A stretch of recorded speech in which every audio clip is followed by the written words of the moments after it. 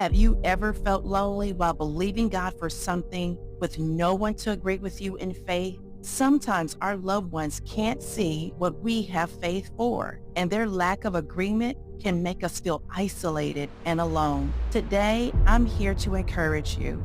You are not alone in your walk of faith. You have God the Father, God the Son Jesus, and the Holy Spirit, not just alongside you, but within you, ensuring your faith does not fail. Drop praying hands if this message resonates with you. Remember, even in those solitary moments, you're surrounded by a divine presence that never fails.